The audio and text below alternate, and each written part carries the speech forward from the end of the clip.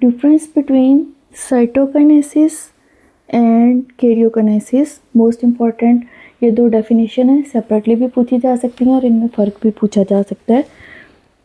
तो हम देखते हैं साइटोकाइनेसिस। साइटो का वर्ड जो है ये किसको रिप्रेजेंट कर रहा है? साइटोप्लाज्म को। और काइनेसिस डिवीजन, तो during the cell division of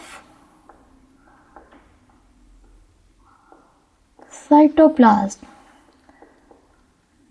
जब सेल की तकसीम होती है तो उसमें साइटोप्लाज्म का डिवाइड होना क्या कहलाता है? साइटोकाइनेसिस। और during the cell division of nucleus, karyo का वर्ड किसको योग कर रहा है? न्यूक्लियस को। तो न्यूक्लियस की डिवीजन क्या कहलाती है? कैरियोकाइनेसिस। इसको अगर हम देखें थोड़ा सा, ये हमारे पास सेल है। ड्यूरिंग द सेल डिवीजन ये सेल की सेल मेम्ब्रेन, और इसके सेंटर में हमारे पास क्या होता है? न्यूक्लियस। और न्यूक्लियस के अंदर थ्रेड लाइक क्या होते हैं? क्रोमोसोम्स। ये न्यूक्लियर इन्वेलप हो गया। और इसके न्यूक्लियर इन्वेलप और सेल मेम्ब्रेन के दरमियान सारा क्या होता है? साइटोप्लाज्म होता है।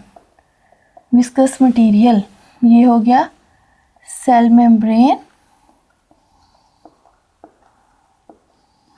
और इसके अंदर क्या है?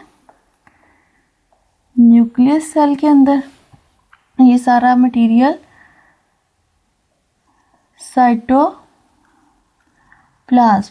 अब जब सेल डिवाइड होगा तो जो न्यूक्लियस की डिवीजन होगी, इसके डिवीजन को हम क्या कहेंगे? कैरियोकाइनेसिस। ये किस कैटेगरी में आ जाएगी? कैरियोकाइनेसिस की कैटेगरी में, जब न्यूक्लियस डिवाइड हुआ है। लेकिन जब ये श्रिंक होके, कंस्ट्रिक्ट होके इसका साइटोप्लाज्म भी डिवाइड हो जाएगा, आधा आधा हो जाएगा, तो इसको हम क्या कहेंगे? साइटोकाइनेसिस।